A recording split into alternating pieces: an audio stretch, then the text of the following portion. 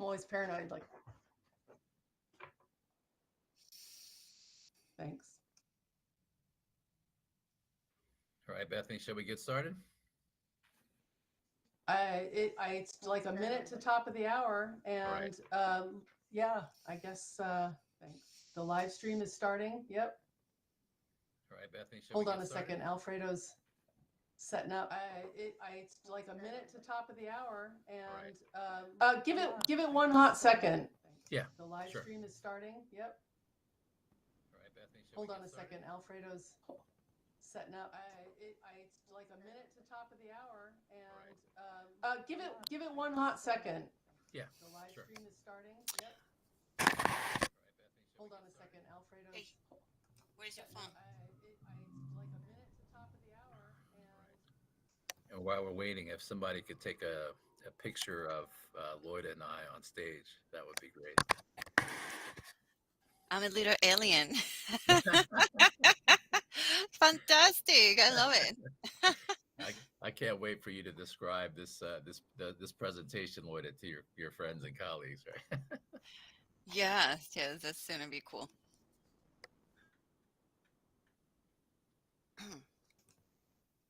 And of course, in this environment, people break out in dancing. Um, Oh, okay. I'm not sure who that is.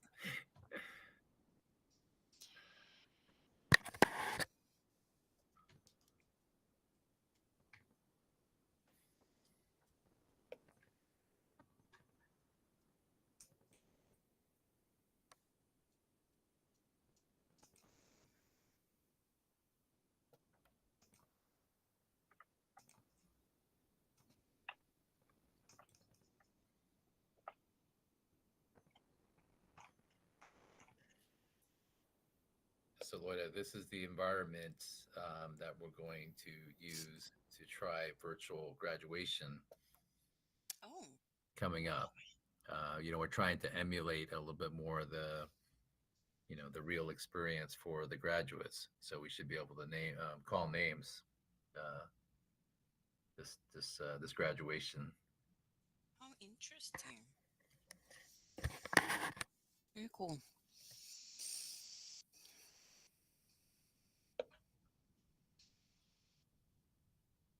And is there a recording of this afterwards, or how this works? Yeah, it's actually being live streamed, um, Okay. Yes. and I'm sure Alfredo Bethany will record it.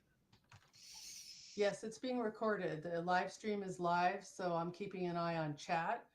If anybody is here in world, you wanted to watch the live stream, you could, but you should turn the sound off on the YouTube channel because you don't want to hear it in two places. But yeah, we're live, so and it is Okay, being recorded.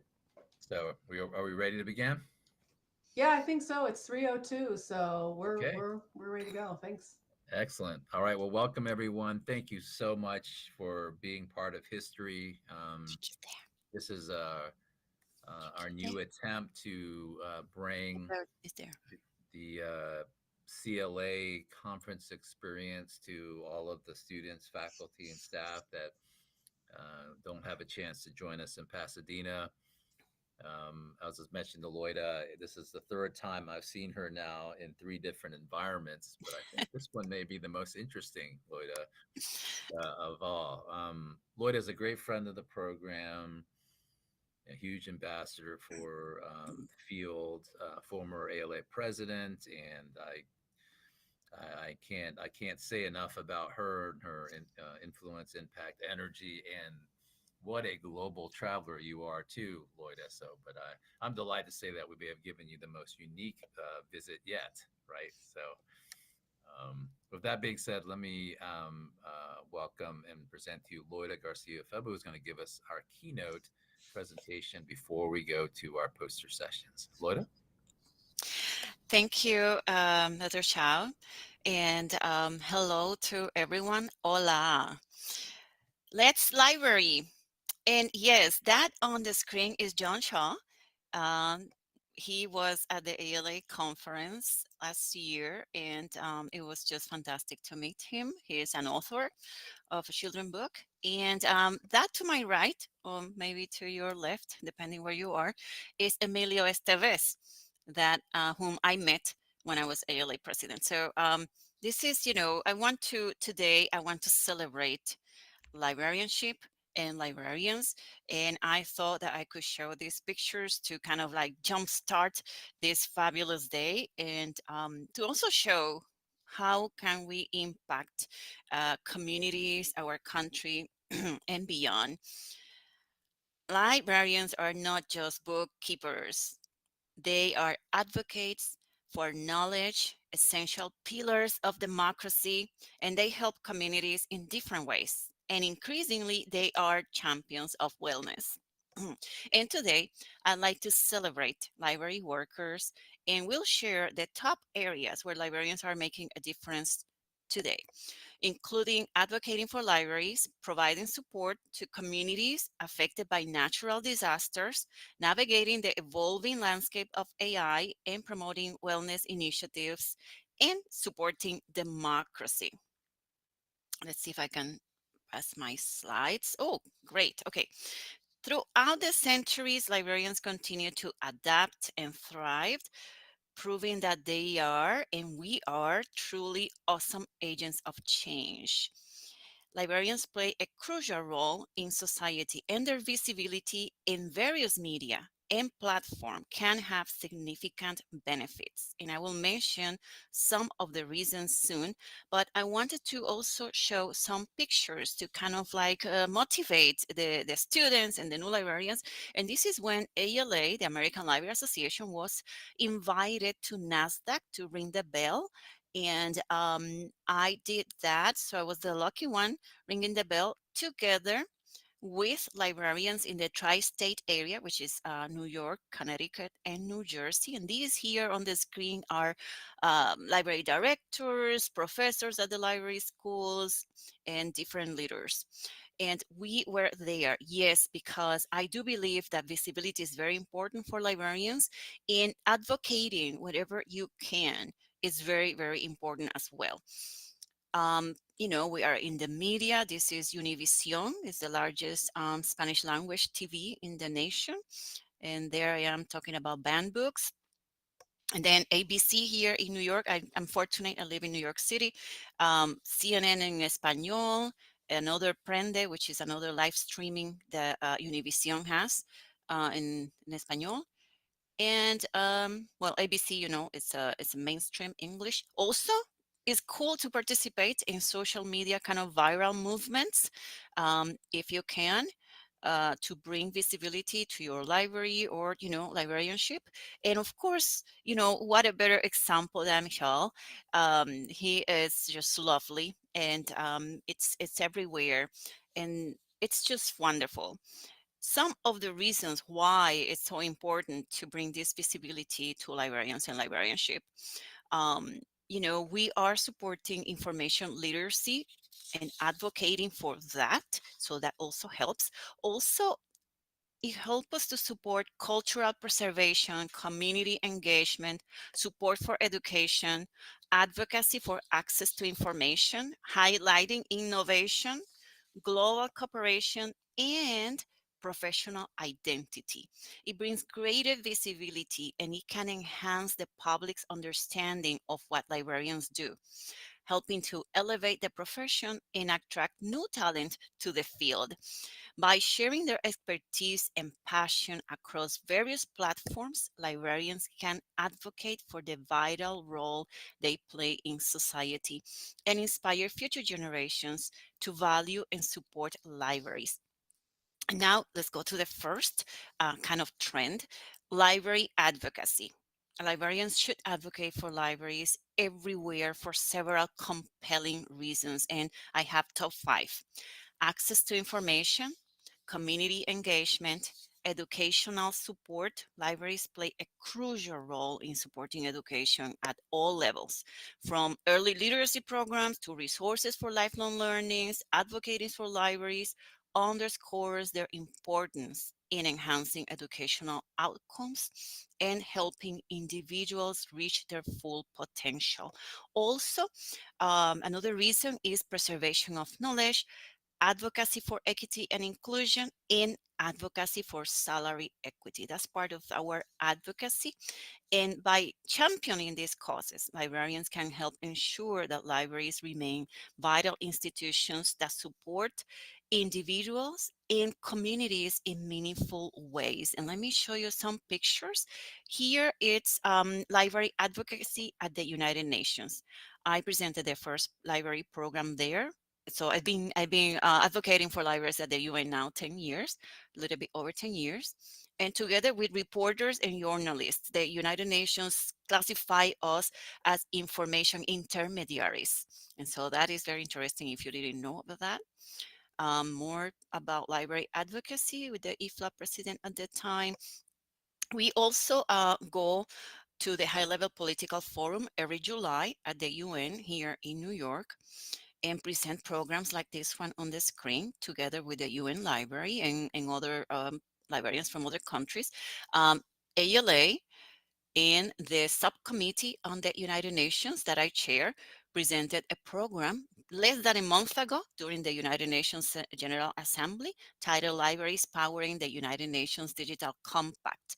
And this was to speak about the role of libraries and how we are moving sustainability and development and progress forward. The United Nations says that the how is going to be or is through technology. And so it's very important, and libraries are up there with what they call the Global Digital Compact. And then more pictures to kind of motivate you and let you know that this is happening at the United Nations. Librarians from different regions of the world. Here we have two ALA past presidents, myself and Julius Jefferson, and colleagues from Africa and Sri Lanka. This was just in July, past July, where the most exciting thing at the United Nations is happening right now. Friends of Libraries group is starting. It's very in it's very in the early stages, but I'm so excited about this. And this was our first meeting there, and the original partners supporting this are the mission from Ireland and the mission from Argentina. So missions are the permanent representative countries that are members of the UN. And here we are with the person that is in the center. If you can see the slide, she has a light colored jacket. She is the Undersecretary General for Global Communications, Melissa Fleming, for the UN.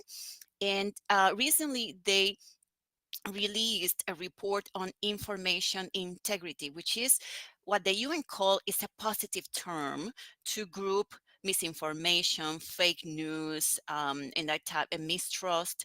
And they consulted us. This was the meeting we had with her. And they integrated our comments and our thoughts related to libraries and information integrity into the report that was published recently. And so that's part of what librarians do. And here is the page of the ALA Task Force and the United Nations. And we developed a multi-year strategic plan for the association. And now that is the task force is really the subcommittee. The ALA has an international relations committee and many subcommittees. And so I am sharing that too. You are welcome to visit this page. There are many downloadable resources. And of course, if you are invited to the European Union Parliament, you say yes, as I'm a yes person, and you advocate for libraries and you speak there. Or if you have to do this, this is the Russian, the Russian Federation Library of Library Associations magazine. You can see on the screen, and the South Korean libraries, where I collaborated with them through the US Department of State. So these are examples of the type of advocacy that we can do, but we can also do advocacy on the sidewalks of our cities and in different ways. The next point is about climate action. And I want to share that both the American Library Association and the International Federation of Library Associations and Institutions, known as IFLA, are actively championing climate action by promoting sustainability initiatives and encouraging libraries to serve as community leaders in environmental stewardship. And both organizations emphasize the importance of integrating climate literacy into library programming, supporting green practices in library operations, and advocating for policies that address climate change. Through resources, guidelines, and collaborative efforts, ALA and IFLA empower libraries worldwide to raise awareness about environmental issues, promote sustainable practices, and foster discussions that inspire action within their communities, reinforcing the essential role libraries play in building a more sustainable future. And climate action is a top concern, and libraries are increasingly supporting it. But I also wanted to mention the rebuilding of libraries and communities after hurricanes and natural disasters. And here on the screen, we have pictures from a tour I did together with the president of Reforma at the time, um, of libraries in Puerto Rico when the libraries and the entire island really was mainly destroyed by Hurricane Maria. And so with ALA, we had an initiative. We toured the island to raise funds, and ALA was able to give out many grants, maybe 80 grants, to Puerto Rico libraries and libraries also in the US Virgin Islands to help rebuild them. And we also brought donation of books to the libraries there. And currently ALA has, ALA always has this page for disaster relief fund, and they change the areas they are helping. In this case, they're helping libraries affected by Hurricane Helene. And I wanted to share that. It's important that we pay attention to these and join these causes. It's crucial for several reasons. Community resilience. It also supports information access. It supports the services that are provided to people that are in need.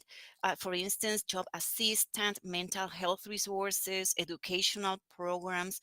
Reestablishing these services can help individuals and families navigate the challenges following a disaster. It can also help with the cultural preservation, community engagement, and healing, which is so important. But in summary, the role of libraries in post disaster recovery is multifaceted, making the rebuilding a crucial component of community resilience and revitalization. And now artificial intelligence is another top trend. I'm not going to talk too much about this because you are in the school. I'm sure you hear about this all the time. But I just wanted to mention how essential this is for libraries for several key reasons. Information literacy and education, equity and access, ethical considerations and advocacy. As we hear more and more, all of this should go along with responsible implementation strategies, right? Developing educational programs, creating access points, establishing dedicated spaces and resources for patrons, right? Community members to explore AI technologies. And I wanted to mention this because you do have a lab, and this is so cool. And so it's great if we can also have these libraries that the community can have access to. This could include providing access to AI tools, software, training materials, and hands-on workshops.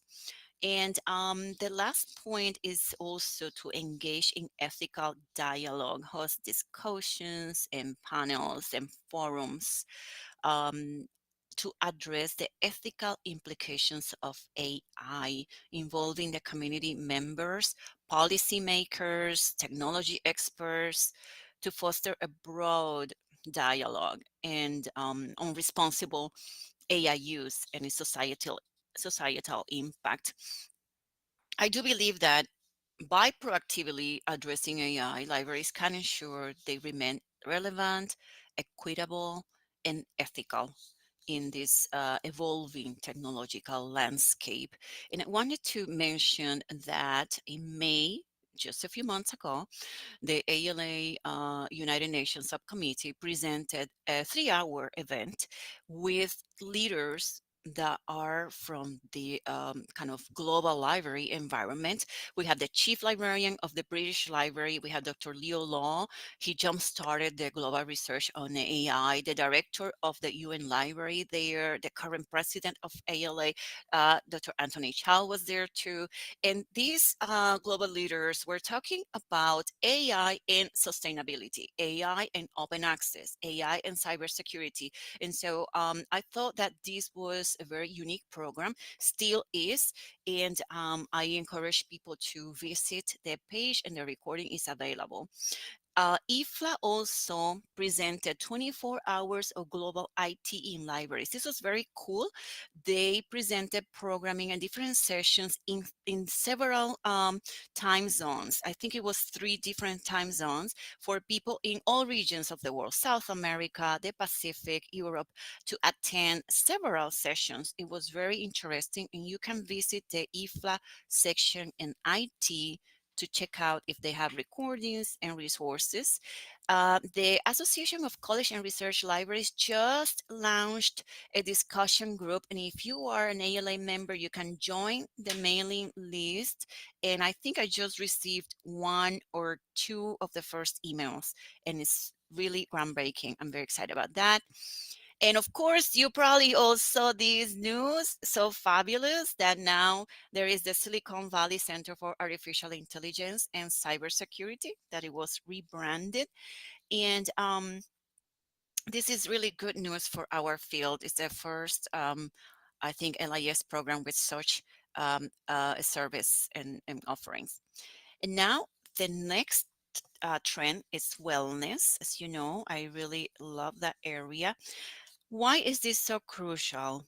Because it can be really important to reduce burnout and stress, to enhance community engagement, and it can really, really help with job performance and productivity.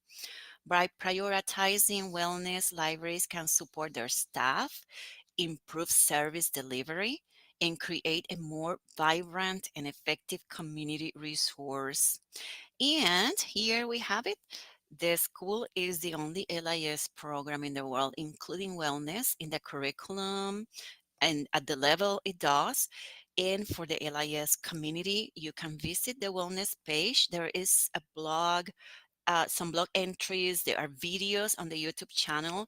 And this year I published a Librarian's Wellness Trends video series, with the second part of the series coming out in the next month. But you can find the first 4 videos there. Okay, and the ALA Associated Allied Professional Association has, which is a company organization to ALA, has a page on wellness. This page was started in 2009 by Dr. Laureen Roy when she presided ALA.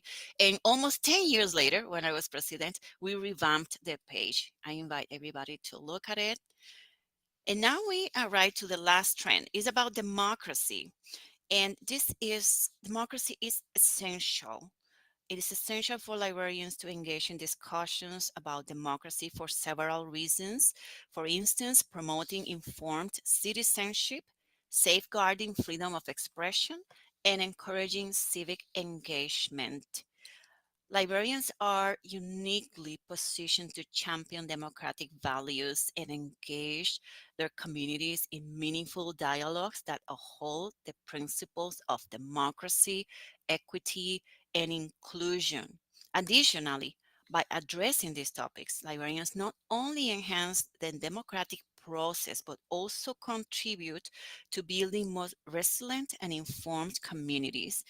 And recently, ALA and IFLA and the Urban Libraries Council, the 3 of them, have addressed the junction between libraries and democracy.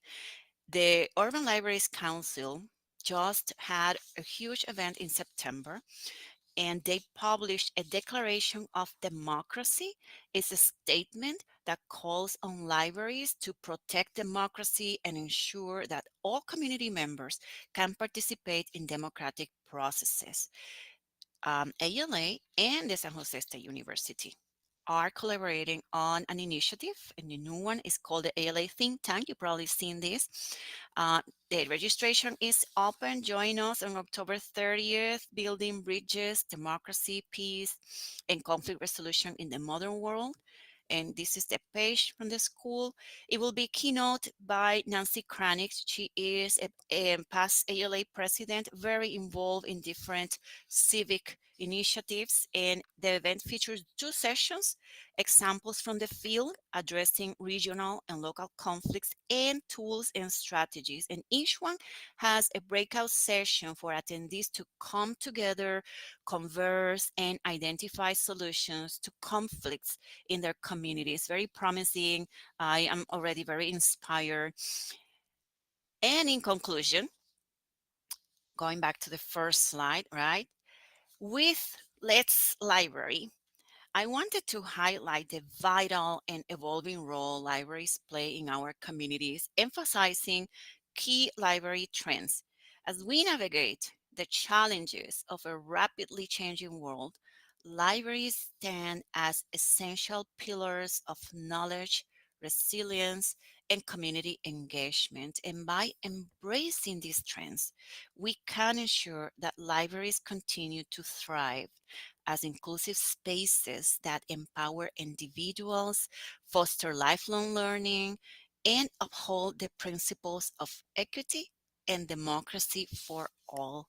And now I wish everybody to enjoy this fabulous program today and the different posters. Thank you, Loida. Let me get my robot down here. So let's give her all a loud virtual round of applause. Great job, Loida. And again, we are honored you joined us. Thank you so much for all that you Mhm. do for the field. And definitely wanted to say we hope some of you can join us at the first ALA Think Tank, sponsored by the School of Information. Our focus was to do this before the election because we know that no matter what happens, there probably is going to be some civil unrest. And so Lloyd and I really wanted this to be kind of a hands-on workshop, if you will, where we're going to talk about democracy and peace, and then we're going to break out to see if you could develop a plan of action to possibly bring that to your community and library. So again, we thank you very much, Loya, for again being part of this history with the iSchool. And now I think what we want to do is why don't we give it about 5 minutes? If all of the presenters could go to your posters, we will go ahead and begin the poster session.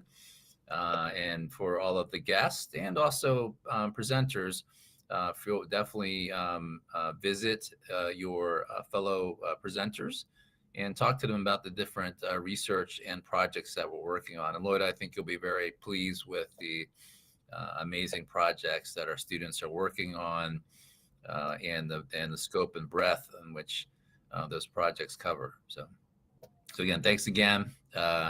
Let's take five. Let's get in the position, and then we will start to visit the posters. And that's pretty much the rest of the program. So just go to different posters, talk to the students about their work. Thank you.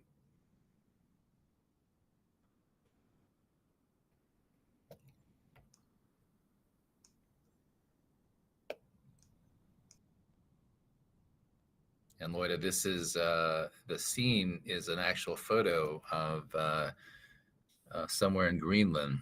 Um, This this green kind of mountain, rock mountain. Yeah, exactly. Yeah, it's an actual photo, and that's Cool. one of the things I love about VR is that we can place these scenes in actual photographs, right? And when we think about Nice. you know uh, archives and preservation, imagine the things we can do with that, right? Where we take actual photographs of places and then build, little information museums around them. So Oh, Dr. Chow, I thought this was Lake Tahoe out here. I thought it was your Lake. It's not Lake yeah, Tahoe? no, it's somewhere in Greenland.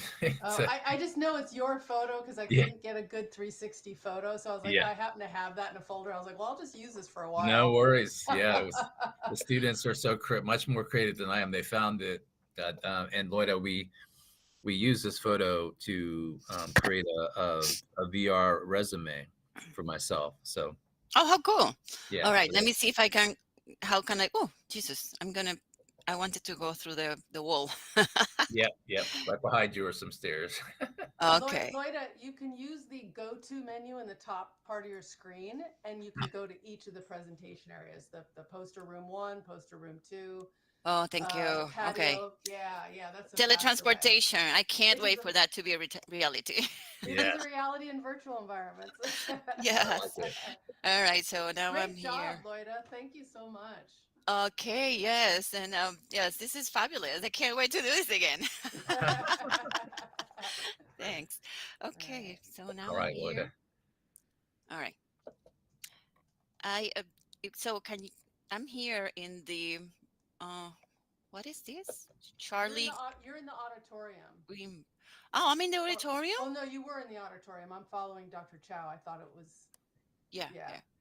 Yeah. I'm now in the something that says Charlie Greenberg. Okay. Can they hear me? Are we supposed to have a conversation here?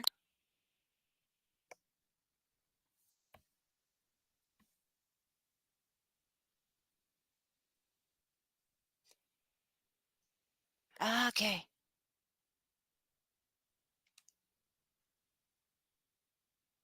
Okay.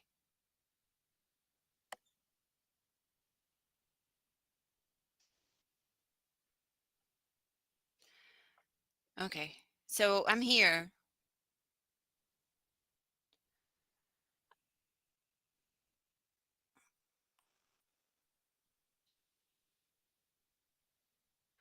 All right. But the person is not here.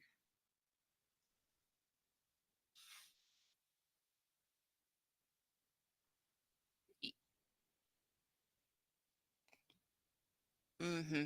Yeah.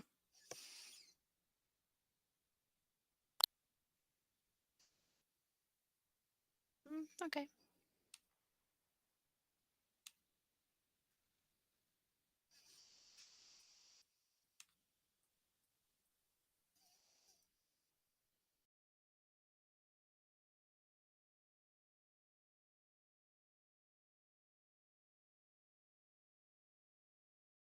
Wait, there's somebody else in the project that we haven't met? That's cool though. Hi. Maybe hello. Live streaming, huh? Hi, Dr. Dog. Awes-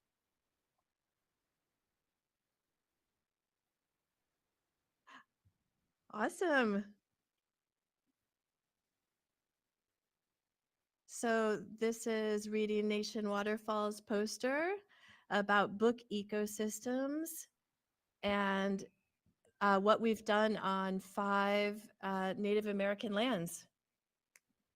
So basically, the project was inspired by research that showed that Native American children who receive 25 or more books and have access to a school library with culturally relevant resources are higher performing readers, and that these gains carry on throughout their education and lives. And so it's really important to turn book deserts where children don't have access to books that reflect their identity and experience, to turn those into these sustainable book ecosystems. So by working with tribal libraries, public libraries, elementary schools, Head Start programs, and basically any other community organization that is interested in helping out, we're able to create these networks where we can provide children in these communities with those 25 books. And it's been a really exciting project because what we've seen so far with the data coming in is that our project is replicating those findings in the original studies. So we are seeing that children are having higher reading scores. They're expressing that they're more interested in reading, and that reading is something that's now becoming cool among their peers. And so it's been a really great opportunity to see how by increasing equity of access to these resources, we really can make a difference in these communities.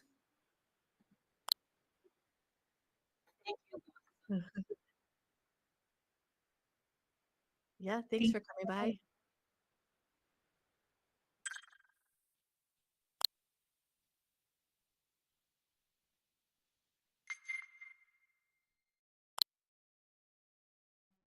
Hi. Hi. Oh, great. Yeah, so our poster is about the Sunrise Project to do with Reading Nation Waterfall. I saw that you were just over at the Reading Nation Waterfall's other poster, and we're kind of like the part 2 of that. So our grant is going to be ending soon, and this is a proposal for an upcoming project that we're hoping will happen. We're not fully approved yet. And our key differences between that last poster, that project, and this one is that our main goals are to have digital literacy be part of what we're working with, as well as working with XR libraries and tribal colleges, and working for librarian professional development programs. So yeah, there are a few differences, but that's kind of what we're hoping for moving into the next project.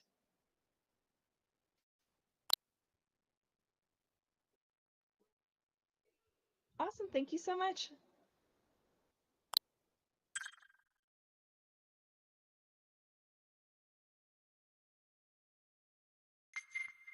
Yeah, no, I was very impressed. It was, not, it was light too. Everything was light and just well presented. So, Totally. okay, I think you have another Okay. attendee here. Hey, how's it going?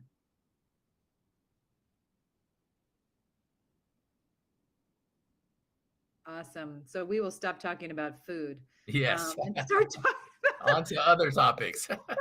the video pod. Yeah, so Information Gone Wild. So this is a monthly video series that the iSchool is doing. Our hosts are Maurice Coleman, Esra Noir, and Paul Signorelli. And every month we kind of, or I say they talk to one or two guests who are really knowledgeable about some part of the library and information science field, about like relevant issues, from artificial intelligence to like what people are doing in special collections to, I'm not sure what else I have up on the poster, but let's see, other stuff that we've been talking about. I think we've been talking about some UX stuff. We have an episode coming up about military libraries, school libraries and banned books, book book challenges. So, all the kind of topics that we are talking about in libraries and information fields are kind of part of this podcast. So you can find it by going to YouTube. Just search Info Gone Wild.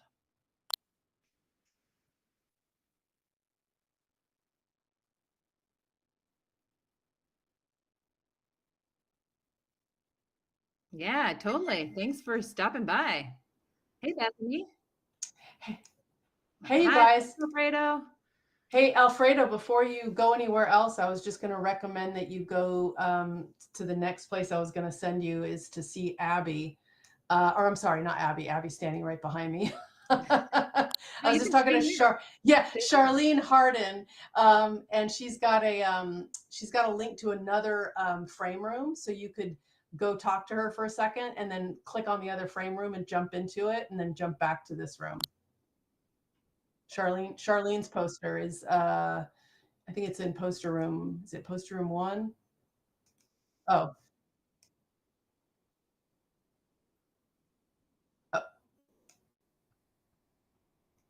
Oh yeah, I think it's cool. Thanks so much. Appreciate it.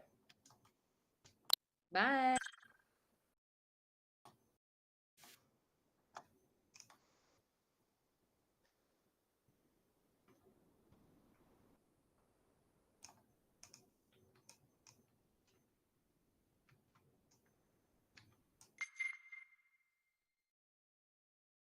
Hi.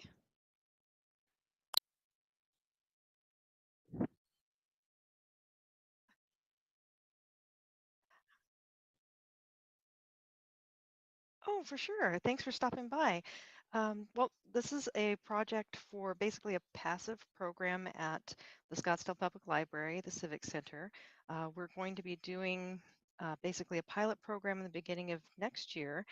And the aim is to send a little piece of the museum and some of the library collection home with people so that they can enjoy local museums. If they're homebound or if they have mobility issues, we've particularly tried to make sure that it's ready for people who have low visual acuity. So basically the whole theme of the box is using 3D printing and emerging technologies to just give people an immersive experience. Although there's also the low tech, we also threw in some smells too. So there's a little bit of everything in there. So we have two great partners, the Western Spirit Museum and Wade Weber over there, who's a really great guy and has helped us out a bunch. And then also Susan Armanov's over at the McCormick Stillman Railroad Park. So they're going to be making some specific videos for the box as well. So it's really neat. So I hope you have a chance to check out my room. I made up a frame room where you can kind of see a little bit more about it, and I have a video in there too.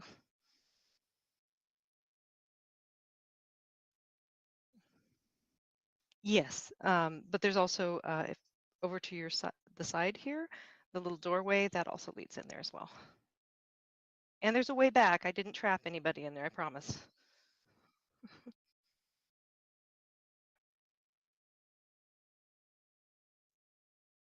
Oh, thank you. I appreciate it. Okay. All right, cool. Thanks so much. Post room 1, post room 2. And if you see the little blue line on Oh, hi. Hello. Hello. Hi, Sheila.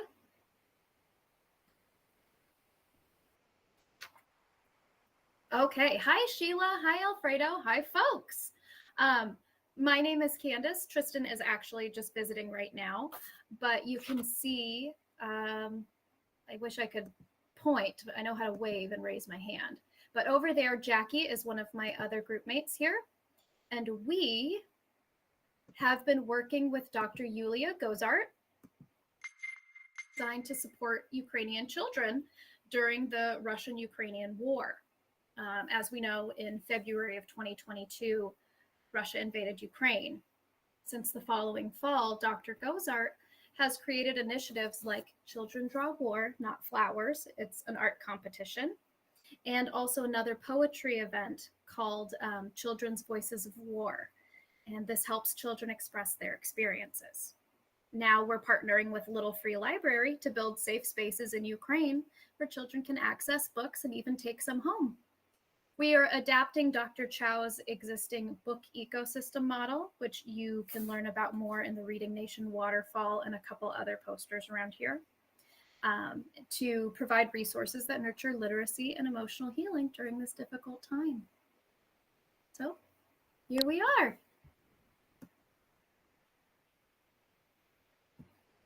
Thank you so much. We also, one of the big things we're doing now and moving forward is trying to get the word out about our GoFundMe. We're looking to raise some money to build these book houses. You'll see a really cool illustration next to the QR code of what these book houses will be. They'll actually be little playhouses with shelves for children to go inside, choose a book, read it there, or take home.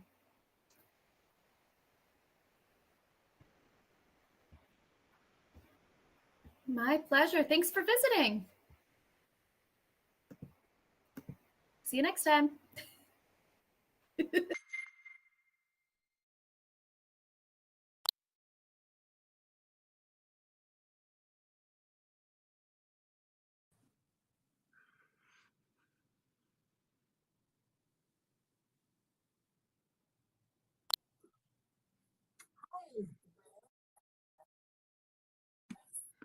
Yes, we can.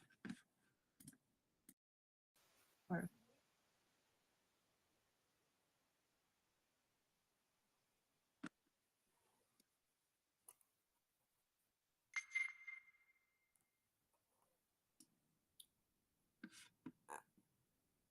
Jackie, would you like to start or would you like me to say something first? I can go. I can start. Um, when you said about a minute, do you mean present now or present for a whole minute? Okay.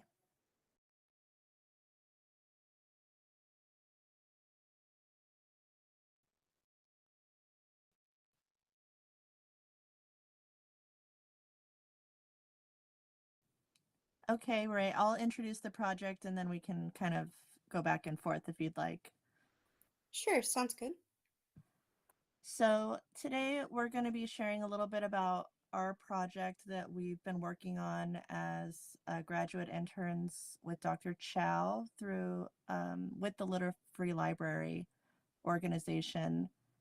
Specifically, our project introduced us to the concept of community book gardens, and the community book garden model will explain a little bit more clearly as we go through this, but the larger problem that we're addressing with the community book garden project is how we can address the problem that is universal to a lot of libraries of increasing engagement and having community members from underrepresented communities feel more like the library is a place where they belong and that they are welcome to come to. Through the Little Free Library, we've been coming up with ways that we could center communities and have their stories heard, and the community book garden model is how we're doing that. So Ray, did you want to share a little bit about what exactly a community book garden is? Yes. As far as community book gardens go, they can be a lot of different things, but the essential similarity in all of them is that they are a gathering point for the underserved to come and share community stories. They're a place for the community to gather and discuss topics related to their community. And part of this endeavor has been coming up with a way to provide workshops and other opportunities for people to either write or to create a podcast of an oral story, or some combination of both for their community to then put and have printed and put inside the Little Free Library box, which could be just within the lobby of a public library. It could be outside of the public library, some key area within the community. But the ultimate goal is to get stories from the people that live within the community and share them to others, to other members of the community, to other members out readers outside the community, and for them to be able to just share their story and have a record of their experiences. And for people, oh, sorry, I was gonna share for people who aren't as familiar with Little Free Libraries or don't know them by name. It's essentially the boxes that you see often in neighborhoods where you can take books and leave books in the boxes outside people's homes usually. But what we've learned through our internship is that the Little Free Library is involved in a lot of projects, not just with residents, but with different organizations. And what we're trying to do with these community book gardens is bring Little Free Libraries to public libraries, as Ray shared, as a way to get stories that are more personal to the community members within these library spaces, stories that are based on their own lives and their own experiences so that they feel more connected to their local libraries.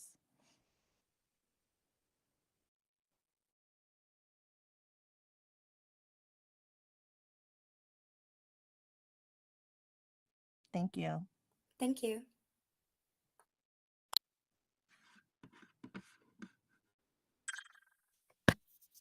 Oh.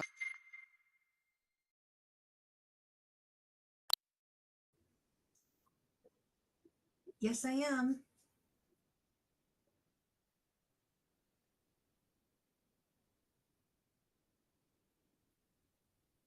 Sure, that would be great. So, so my project is actually what I'm working on for my dissertation. I'm also in an EDD program, so I'm learning about library sciences and how they affect Latinx students in specifically. And so I'm using educational journey mapping as a way for students to tell their stories. It's culturally relevant. It provides different ways for students to share their stories. Me, for instance, I like to write and read. So mine would probably be in a straight line of my journey with different points that are important, but somebody else might go through and draw their experiences. So it really allows for creative outlet while getting important data.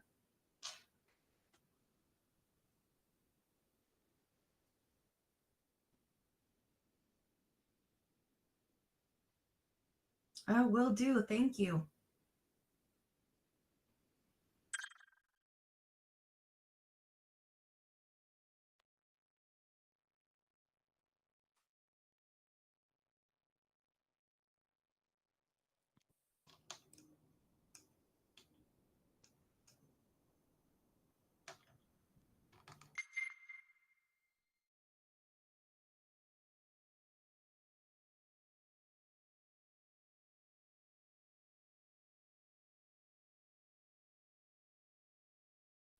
Yes.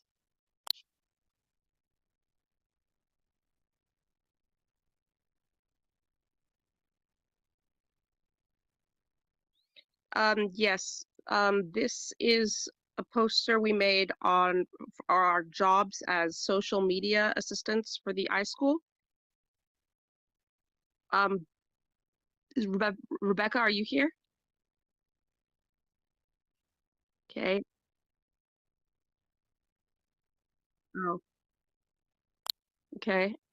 So we found this job advertised through iSchool alerts. So we applied through there. This job has had many benefits, including networking with other student assistants, faculty, staff, alumni, etc., as well as hands-on experience for resume and portfolio. It is a paid opportunity, and there was cross collaboration with other teams such as EDI advocacy and student groups, robotics, LTI lab, etc., as well as conference opportunities and a flexible schedule. Rebecca, is there anything you want to say? Well, now that I'm here, sorry, I was having technical issues. Yeah, this is kind of just to show people the different opportunities there are to be a student assistant and how they vary. Like this one is for social media, which is like a great opportunity to express creativity and yeah, it's a cool position with the iSchool that doesn't really get promoted a lot, I guess. I've only seen it, marketed like one time. So yeah, that's just what our poster is about.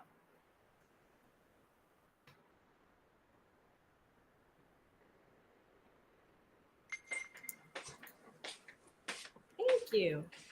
Thank you. Thank you. Thanks.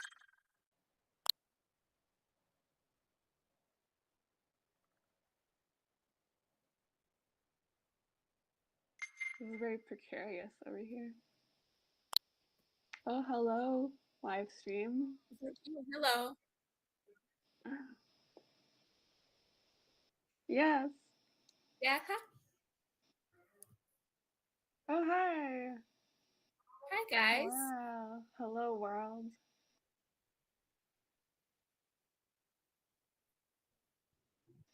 Sure. We made our poster on our EDI student assistant work we've been doing. We produce virtual symposiums throughout the year for the Heritage Month. So usually like about once a month, there's different ones.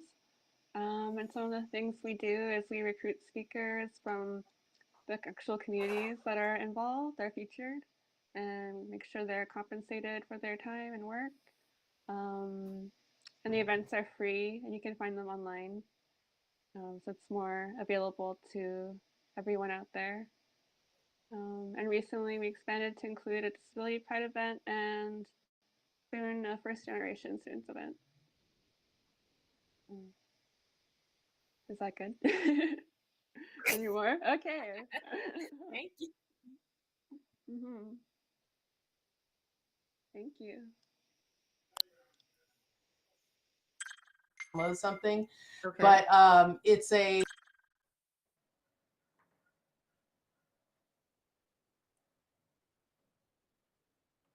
Library Association. Hello there. Hello.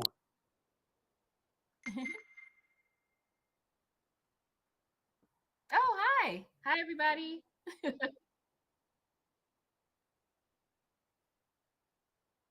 Sure. Absolutely. So my name is Nika Grigsby. And I'm Tristan Yee. And we're research assistants with with Dr. Anthony Chow and Little Free Library this semester.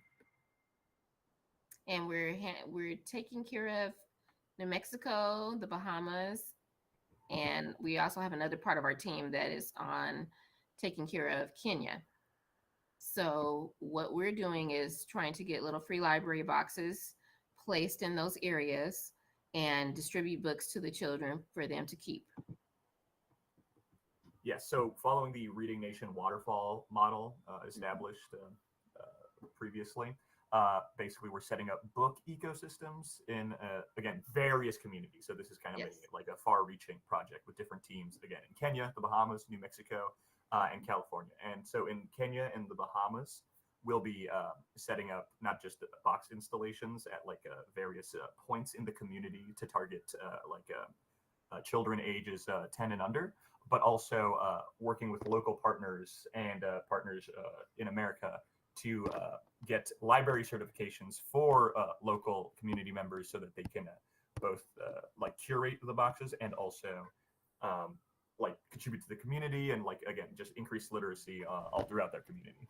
And in New Mexico and California, we're working with local tribes to increase literacy there due to the, unfortunately, low amounts of literacy due to environmental circumstances.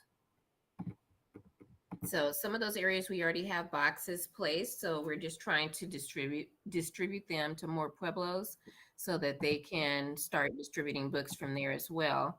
We hope to put them in front of churches and Head Start programs and also school libraries.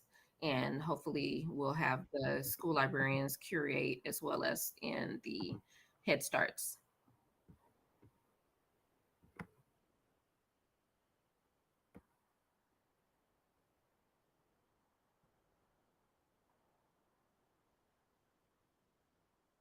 Oh, thank you. Thanks for stopping by.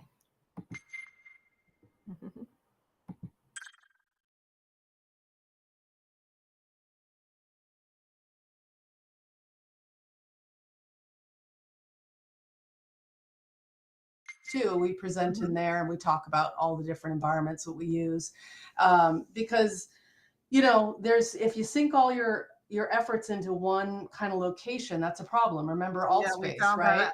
Yeah, and yeah, you're going to get all this, about this hardware or whatever, and suddenly Google decides to not spend money on that, or Meta, Horizons, or Horizons. I don't trust. And that's for sure. Yeah. And you have to ask them, what's your business model? What are they selling? They're selling headsets, they're selling data.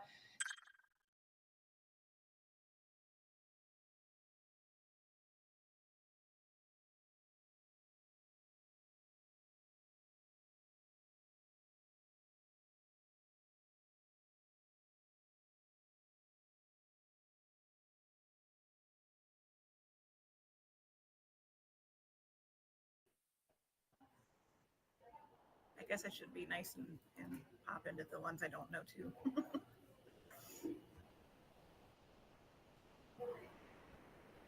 Yeah.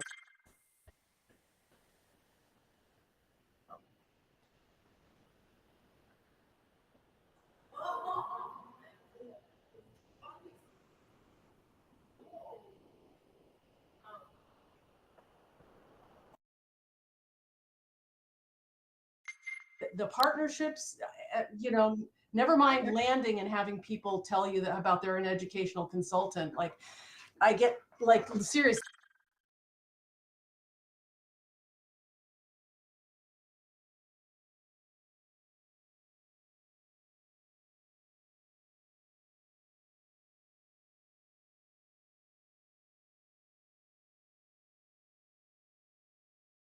Funding money. So yeah. Woohoo! Hello. Hello. All right, we'll continue this another time, Michelle. Oh, I'd love Good to chatting talk with you. more. Oh yeah. Anytime. It's All always right. a pleasure, Bethany. Yeah, likewise. See you guys. Hi.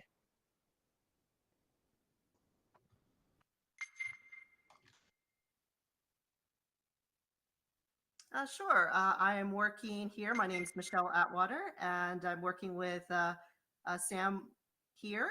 We are working as UX consultants at the School of Information, and our poster is about usability on a new frontier. We are trying to apply protocols for UX and usability into the wild frontier of virtual reality. And we have been growing our team of UX team members. We have now a team of 8. We have 2 UX consultants, 4 student assistants, and 2 student interns who are taking this as a class for credit. So we've been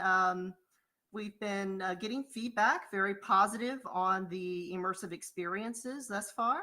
But we find that our participants are still hungry for more interactivity, for more contextual information. And also there have been some concerns about accessibility as well. So we're trying to make the experience as streamlined and user-friendly as possible. And we are learning and growing with each and every day and learning about different platforms for emerging technologies that include Frame VR, spatial VR, and we're also sort of talking about prospects of utilizing artificial intelligence to have even more interactivity with avatars. Do you have any questions for us?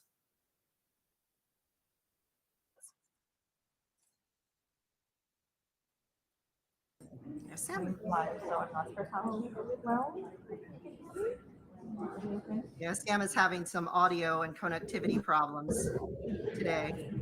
She's on site at CLA.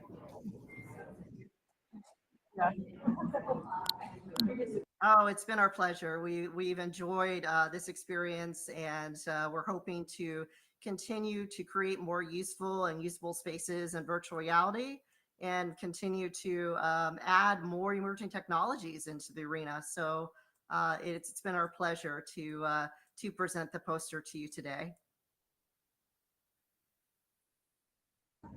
Always a pleasure. Thank you.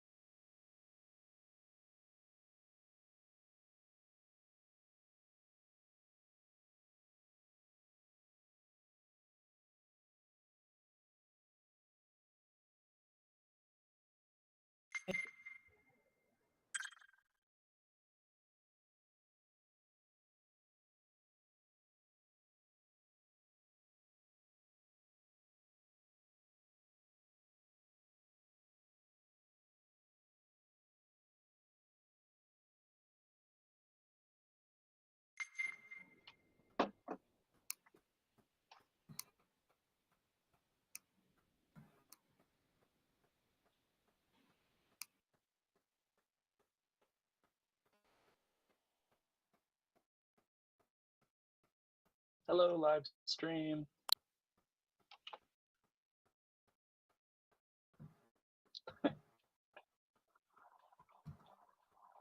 Mira is just standing in front of you. Hi. Hello. Yeah, totally. So just to give a bit of context, one of the iSchool's initiatives developed in 2022, let me turn this way, was to support public libraries in Ukraine and to educate the public about the state of the public libraries there.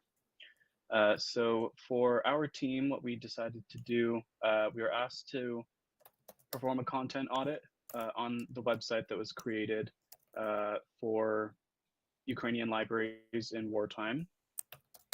And a content audit essentially is looking at some criteria used to evaluate a website and how usability is affected in that website. So we looked at a few things with three main matrices and came to the conclusion that there were five main kind of key points that could be used, touched upon to improve the website, to ease usability for users, as well as to improve the content on the site.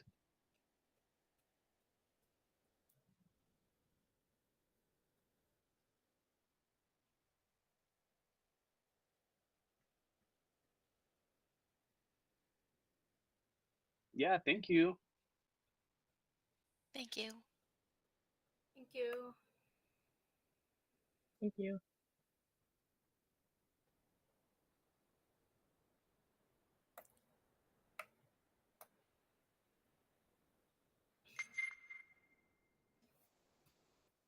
Hello, would you like a briefing of this poster as well for the stream? Okay, so this poster is a general overview of things that the iSchool UX team has been working on. I think, are we all still in this room? We are not currently all still in this room, but there's 4 student assistants and 2 interns who have been working on a variety of mostly VR projects, actually. We worked on a VR environment called Seeking Immortality in collaboration with the Northern Cheyenne tribe. We mainly performed usability testing on it, and we recently started working on a second VR environment for Banned Books Week.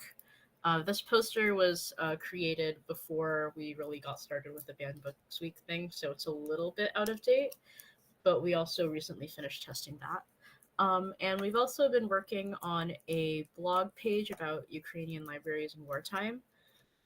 We performed a content audit on it, as Gavin mentioned, and we're currently working on an actual redesign and restructuring of it, as per what we found out in our content audit and some card sorting afterwards. And yeah, it has been very cool to be a part of this team so far. Designing stuff is great, as is making things more accessible for more people. And the experience has also been very nice to have.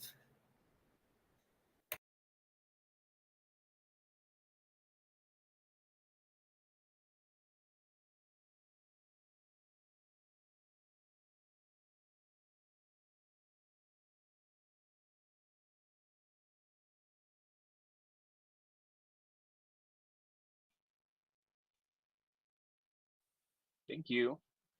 Thanks. Thank you so much. Thank you. Thank you.